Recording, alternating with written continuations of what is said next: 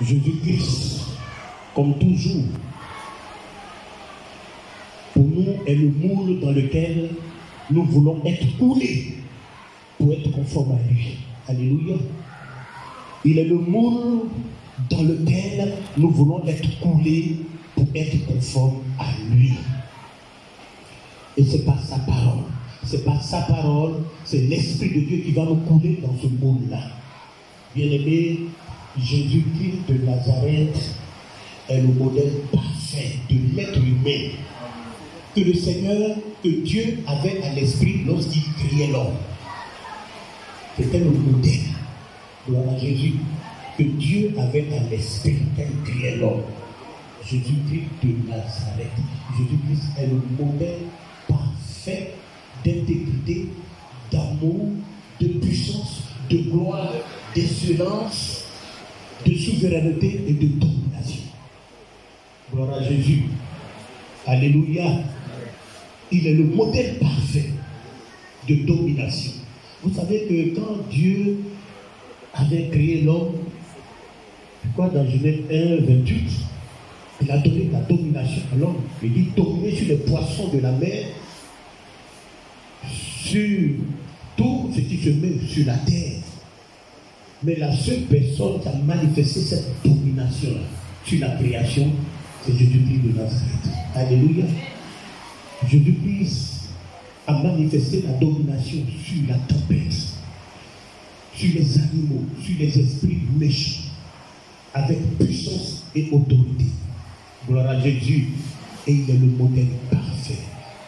Jésus est ce que Adam n'a pas pu être. C'est pourquoi la Bible nous dit qu'il est le second Adam. Gloire à Jésus. Alléluia. Et c'est son image que chacun de nous doit refléter.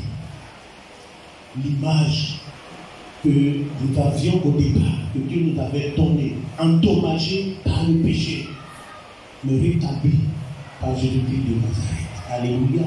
Est-ce que tu dois acclamer Jésus? Jésus n'a pas son pareil dans les yeux sur la terre. Il n'a pas son pareil. Alléluia. Il est le Dieu, le véritable. La Bible l'appelle le véritable. Il est le véritable. Et nous sommes dans le véritable. Alléluia. C'est un privilège pour nous. Nos parents, dans le temps, adoraient, ils étaient des idolâtres. Ils adoraient des bois, des forêts. Mais Dieu nous a fait la grâce d'être dans le véritable, de connaître le vrai Dieu. Alléluia. Et Jésus-Christ de Nazareth est l'objet de notre adoration. Quand la Bible dit que l'heure vient où les vrais adorateurs adoreront le Père en esprit et en vérité, le Père, nous adorons le Père. Gloire à Jésus, le Père. Le Père, c'est celui qui a créé les cieux et la terre. Ce n'est pas un arbre. Ce n'est pas non plus un caillou. C'est celui qui a créé les cieux et la terre. Et c'est celui-là que nous adorons. Il s'appelle Jésus-Christ de Nazareth. Yeshua HaMashiach. Alléluia. Alléluia. C'est lui qui a payé le prix pour nous, qui a restauré cette relation brisée que tu avais avec le Père.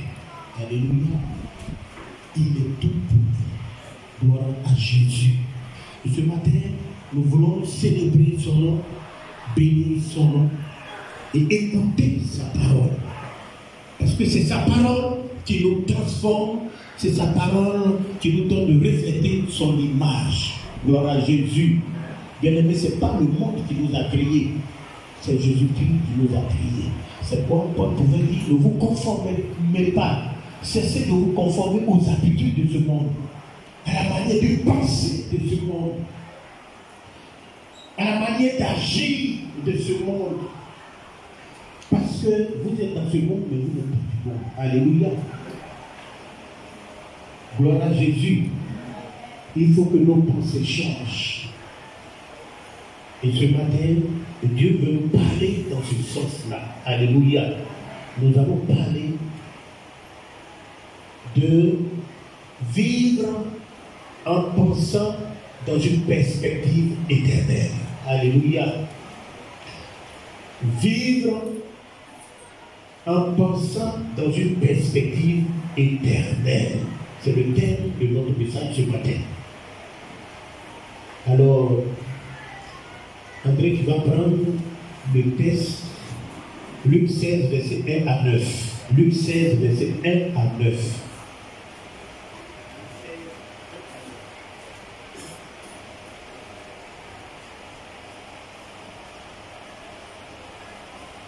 Luc 16, 1 à 9. Jésus dit aussi à ses disciples: un homme riche avait un économe qui lui fut dénoncé comme dissipant ses biens. Il l'appela et lui dit: qu'est-ce que j'entends dire de toi? Rends compte de ton administration, car tu ne pourras plus administrer mes biens. L'économe dit en lui-même: que ferai-je, puisque mon maître m'ôte l'administration de ses biens? Travailler à la terre, je ne le puis. Mendier, j'en ai honte. Je sais ce que je ferai, pour qu'il y ait des gens qui me reçoivent dans leur maison quand je serai destitué de mon emploi. Et faisant venir chacun des débiteurs de son maître, il dit au premier: combien dois-tu à mon maître? 100 mesures d'huile, répondit-il. Et il lui dit: prends ton billet, assieds-toi vite, écris 50. Il dit ensuite à un autre: et toi, combien dois-tu? 100 mesures de blé, répondit-il. Il lui dit: prends ton billet et écris 80. Le maître doit l'économe infidèle de ce qu'il avait agi prudemment, car les enfants de ce siècle sont plus prudents à l'égard de leurs semblables que ne le sont les enfants de lumière. Et moi je vous dis, faites-vous des amis avec les richesses injustes, pour qu'ils vous reçoivent dans les tabernacles éternels quand elles viendront à vous manquer. Gloire à Jésus. Acclame la parole de Jésus-Christ de Nazareth. Alléluia. Vivre en pensant dans une perspective éternelle. Qu'est-ce que ça veut dire? Bien-aimé, un enfant de Dieu doit vivre en pensant à l'éternité. Il doit mener sa vie chrétienne, vivre sa vie chrétienne en ayant toujours le regard fixé sur son avenir, sur l'éternité. Parce que notre but, notre avenir n'est pas dans les choses de ce monde. Notre avenir et notre but, bien-aimé, ne sont pas dans les biens matériels. Alléluia. Bien-aimé, vous savez, aujourd'hui, les enfants de Dieu vivent dans le but d'accumuler les biens matériels, les richesses de sa terre, comme si ces choses-là étaient l'essentiel de la vie.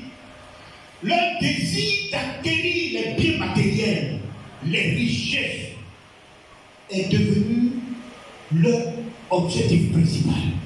C'est devenu notre objectif principal. Acquérir les biens matériels, devenir très riche. Bien-aimés, ce sont ces choses-là qui captivent nos pensées. Les biens matériels, les choses de ce monde. La Bible nous dit dans Hébreux 11, verset 26, il nous donne un exemple de personnes, des chrétiens qui ont vécu cette vie-là, qui avaient les yeux, les regards fixés sur le but, sur ce qui était essentiel. Ce sont des personnes qui n'étaient pas éloignées, qui ne s'étaient pas éloignées de l'essentiel en vivant. Gloire à Jésus. Bien-aimé, il s'agit de Moïse. La Bible dit que Moïse regardait les richesses éternelles. Il regardait les richesses éternelles comme une richesse plus grande que les trésors de l'Égypte. Il avait les yeux fixés sur la rémunération. C'est-à-dire qu'il avait une attitude.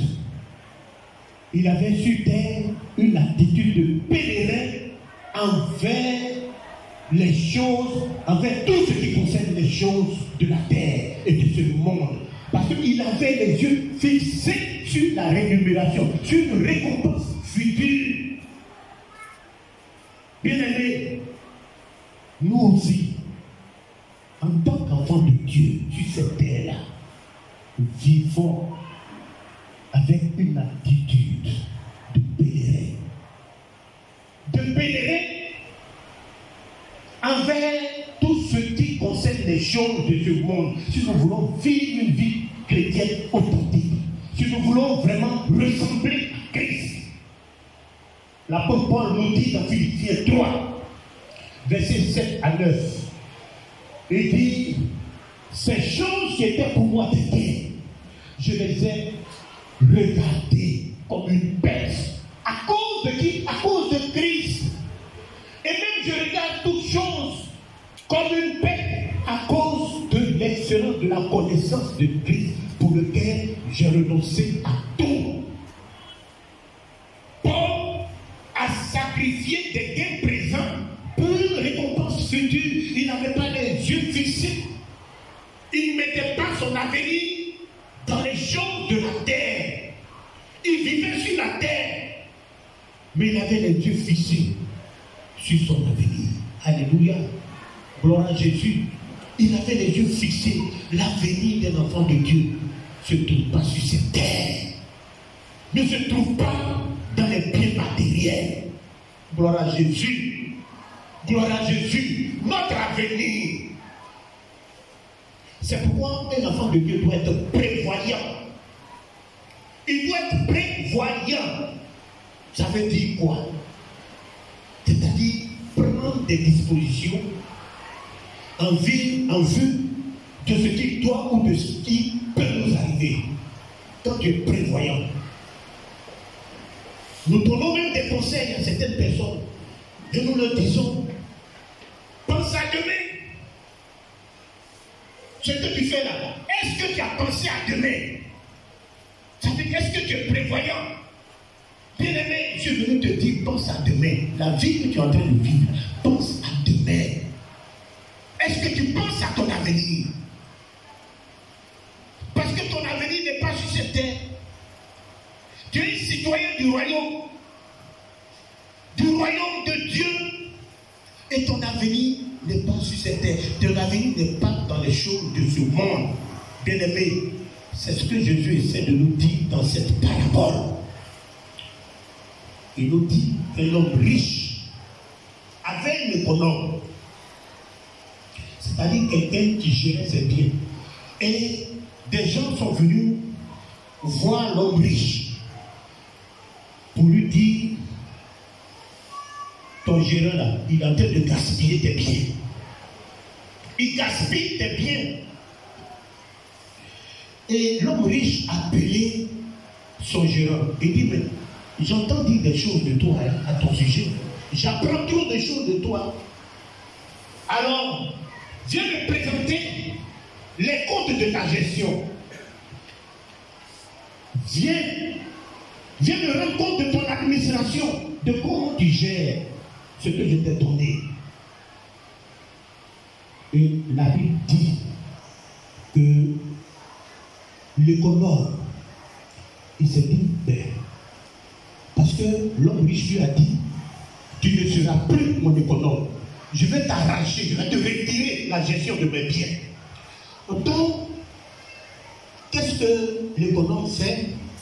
La Bible dit qu'il s'est dit en lui-même, puisque ce monsieur-là, l'homme riche là, mon patron, veut me retirer la gestion de mes biens, de ses biens. Il ne veut plus que je gère ses biens.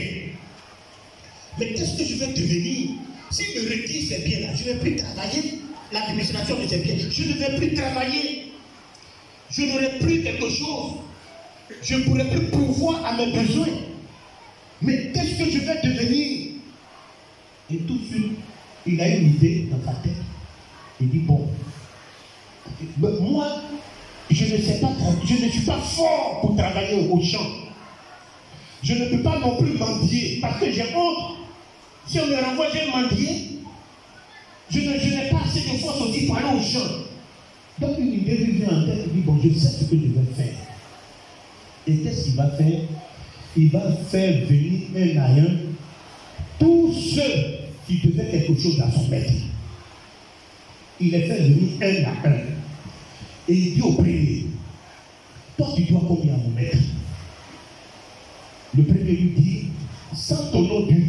Je dois 100 tonneaux d'huile. Il dit, bon, ok, assieds-toi. Écris 50 tonneaux d'huile. Non, il dit, non, t'en fais pas, c'est moi qui te dis. J'ai les cahiers de compte, donc je vais régler ça. Alors, écris. Il écrit 50 tonneaux d'huile. Le deuxième, toi tu dois combien? Ah, je dois 100 sacs de blé. 100 sacs de blé. D'accord, assieds-toi, écris 80. Ah, 80, non, t'en fais pas. Je les compte. Écris 80. Ainsi de suite, ainsi de suite. Et la Bible nous dit que l'homme riche a, n'est-ce pas, à louer l'économe pour sa prudence. Parce qu'il a agi avec prudence. Il a loué, c'est-à-dire il a félicité. Ça paraît bizarre. Quelqu'un qui vole ton argent, qui gaspille ton argent, et tu vois, et puis tu le loues.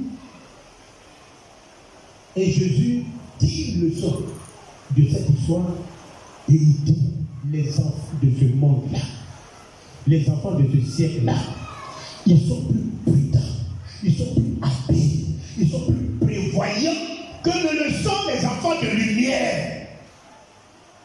De cette histoire, le Seigneur est en train de dire une vérité.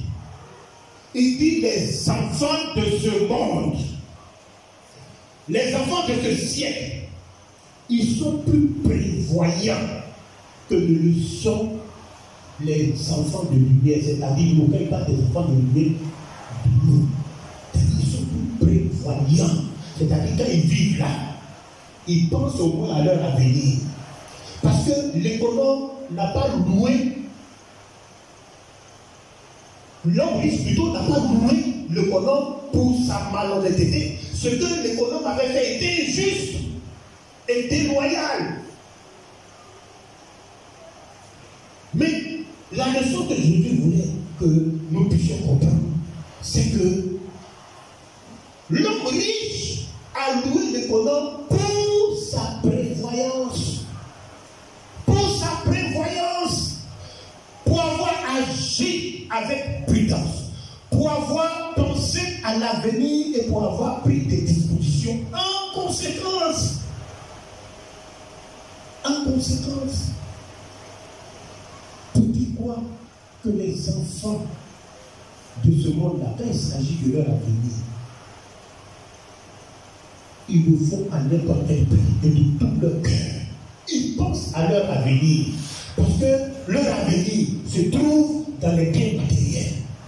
Mais nous, enfants de Dieu, les enfants rachetés, les enfants de Dieu, Dieu est royaume. Bien aimé, notre avenir n'est pas ici. Notre avenir ne se trouve pas dans les biens matériels. C'est Dieu qui est notre avenir. C'est le ciel qui est notre avenir. Gloire à Jésus. C'est pourquoi il nous demande de ne pas gaspiller notre vie dans la recherche anxieuse des choses de la terre, de la nourriture, du vêtement, des biens matériels, de voitures. Le Seigneur nous dit, nous demande de ne pas gaspiller notre temps, notre vie dans la recherche anxieuse de ces choses. C'est pourquoi Jésus dit, il dit, ne vous inquiétez pas. Pourquoi vous vous inquiétez? Regardez les oiseaux du ciel. Les oiseaux du ciel, bien aimés, n'est-ce pas, les soins de Dieu pour ses créatures. C'est-à-dire nous montre une image des soins de Dieu pour ses créatures. Il ne sème pas, il ne moissonne pas du tout. Vous les voyez s'aimer. C'est vous qui s'aimez.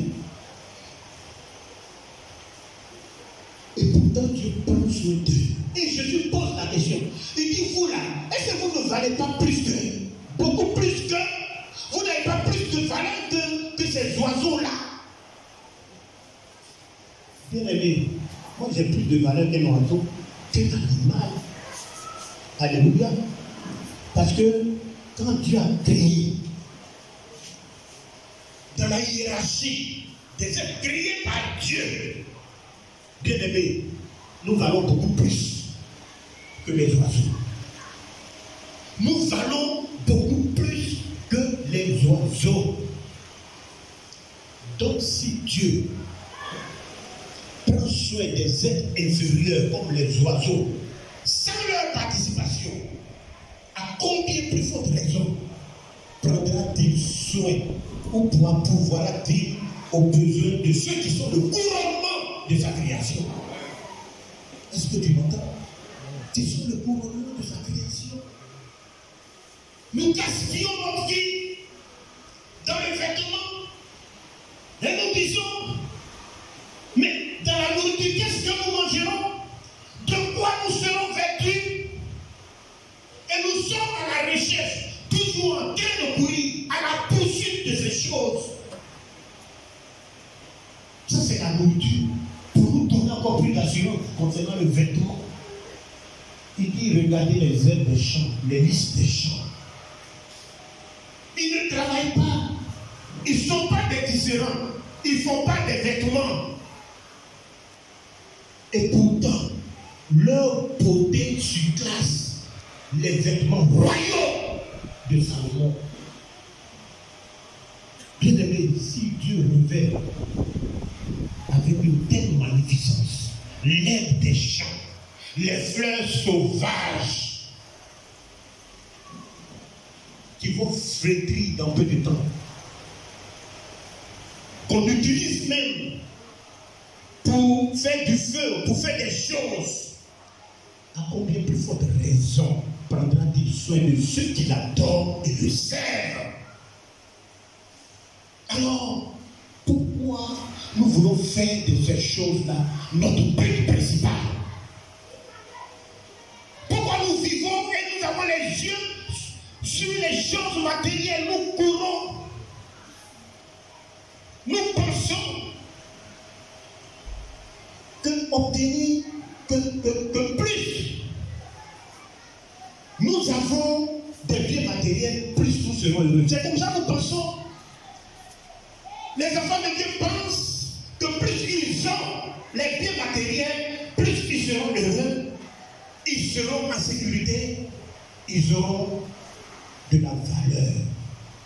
Mais la sécurité ne se trouve pas dans ces choses, dans les biens matériels. Notre assurance, notre avenir ne se trouve pas dans ces choses-là. Apprenons à vivre comme nos défensifs, comme les vrais chrétiens. Gloire à Jésus. Nous ne serons pas à la poursuite de ces choses. Ces choses-là en elles-mêmes ne sont pas un péché. Elles ne sont pas un péché en elles-mêmes. Ce n'est pas un péché d'avoir vraiment ces choses-là, des bijoux ou bien des vêtements. Mais il ne faut pas faire de ces choses-là ton Dieu. Il ne faut pas courir, être à la poursuite de ces choses. Parce que ton avenir ne se trouve pas dans ces choses-là.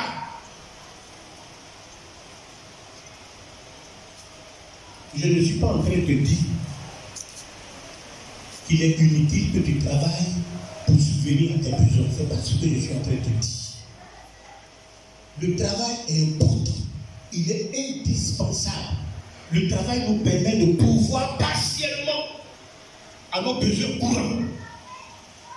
Dieu nous dit que si quelqu'un ne veut pas travailler, qu'il ne mange pas non plus. Mais ce que Jésus condamne, c'est l'extension et la multiplication des richesses, des biens matériels. C'est ça qui condamne. Dans le but de nous assurer un avenir. C'est-à-dire amasser l'argent, amasser les biens matériels pour nous assurer un avenir pour être indépendant de Dieu. C'est ça que Jésus condamne. Sinon, dans la Bible, Dieu a rendu certaines personnes très riches. Dieu a rendu, il n'y a pas de mal à avoir de l'argent, à voir ces choses-là. Il n'y a pas de mal à avoir de l'argent, à voir ces choses, bien-aimés. Dieu a rendu certaines personnes riches. Alléluia. Dieu a rendu des hommes riches dans la Bible. Donc ce n'est pas mauvais d'avoir de l'argent.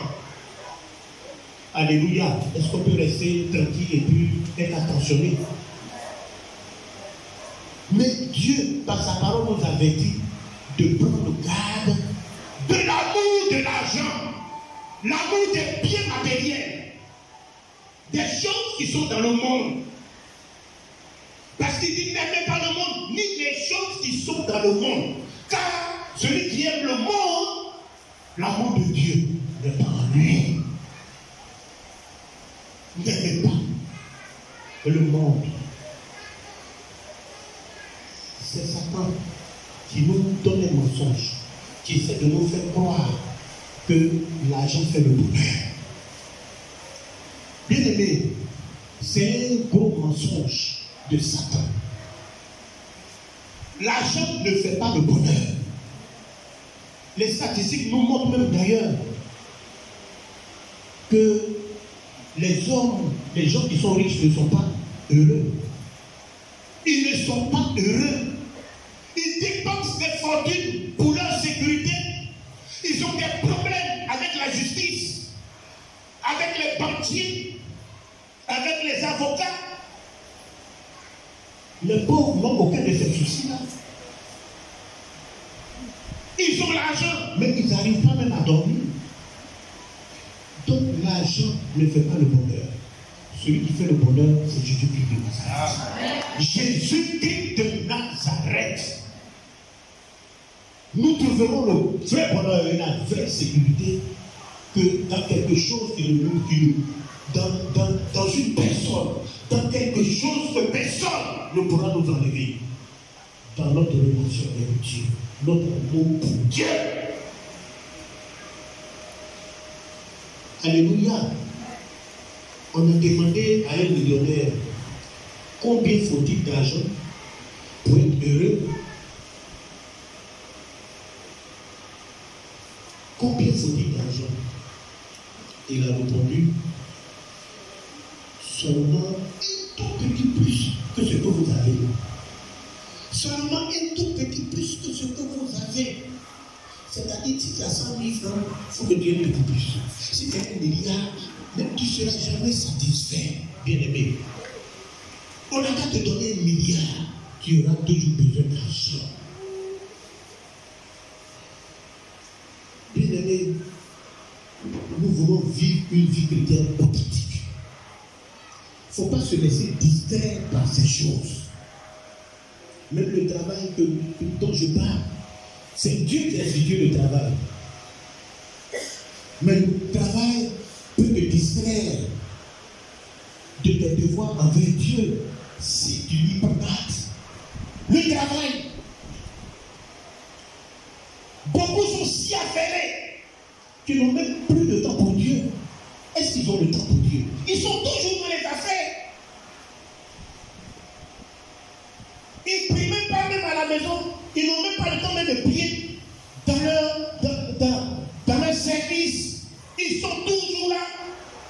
Même le petit temps qu'on leur accorde ici, viens te ressourcer. Ils ne viennent pas. Ils disent, fais le travail. Ils prennent ça pour justification. Mais le travail peut te détruire si tu lui prends garde. C'est bien, c'est Dieu qui a fait ça. Pour pouvoir partiellement à tes besoins courants. Tu n'as pas tort de travailler. Dieu veut que tu travailles. Mais fais attention.